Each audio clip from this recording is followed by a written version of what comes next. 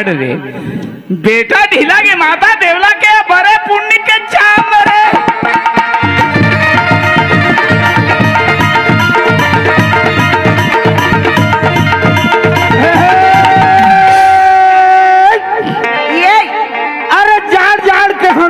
कैसे?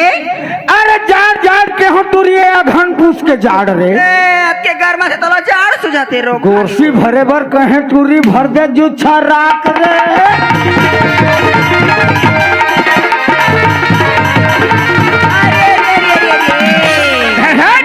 कैसे कहे टूरा बोल ऐ सुना था? अरे भले गाया पैता भैया अच्छे लगे बुहार हार हो। अरे भले गा पैता भैया अच्छे लगे बुहार हो। अरे पैया लगा थे गाँव के दई ददा के हमार चारों बहनी के झोंकिया जहार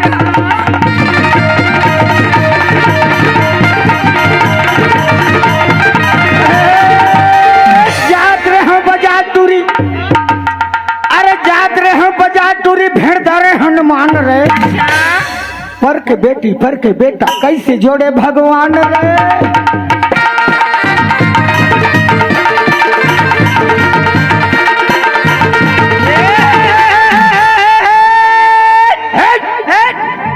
अरे लाली लुलुया टूरा और टीपा टीपा झोर रे अरे लाली भाजी लुलुया टूरा और टीपा टीपा झोर रे कौन न देख के मुस्की माथा तोर मनिए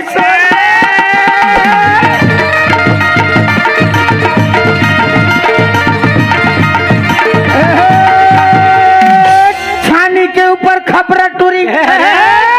अरे छानी के ऊपर खपरा टूरी। हरे हरे अरे खपरा के ऊपर पताल रे पड़ जाबे जोकर मन के सपेटा तो जाना पड़ी अस्पताल रे।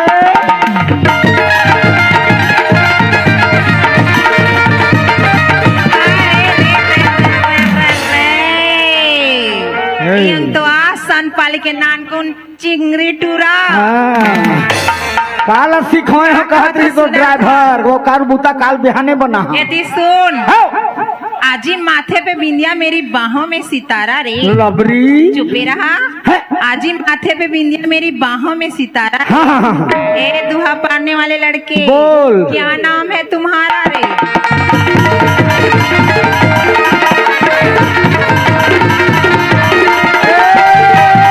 पताली के चटनी टूरी अब्बड़ मिठाईगा अब धनिया के पान रे सही में पैते संदपाली में रहता हूँ अमर सिंह मेरा नाम रे।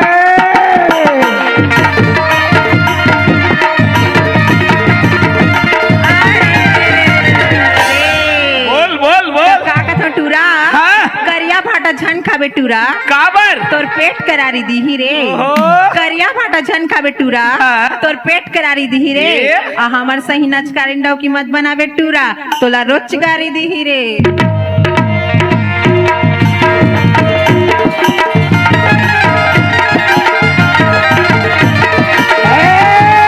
करिया भाटा हम खाबो टूरी। अरे करिया भाटा हम खाबो टूरी अब तेल में देबो बघार रे मैं तो पानी में बघार ही कहत रे तोर जैसे डौकी हम बनाबो लौठी में देबो सुधार रे।